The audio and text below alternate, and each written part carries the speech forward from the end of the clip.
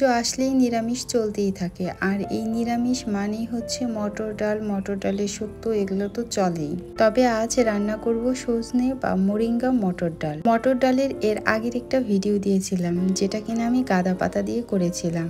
ওই রেসিপিটি ছিল আমার দিদিমার, কিন্তু এই মোরিঙ্গা মটর ডাল এটা আগে কখনো আমি খাইনি। ইন্সপায়ার্ড অফ দেবারতী দিদি, ওনাকে অসংখ্য ধন্যবাদ জানাই। হাই প্রেশারের জন্য এটা খুবই উপকারী, যাদের হাই প্রেশার আছে তারা খেতে পারেন।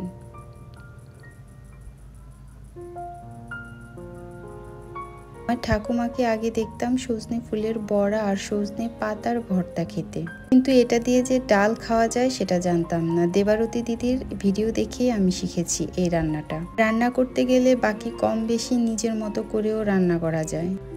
টেস্ট অসাধারণ। আমি বলবো আপনারা একবার ট্রাই করতেই পারেন। পুজোর সময়গুলোতে নিরামিষ যখন চলে তখন এটা একবার খেয়ে দেখতে পারেন। ভিডিওটি কেমন হলো অবশ্যই জানাবেন।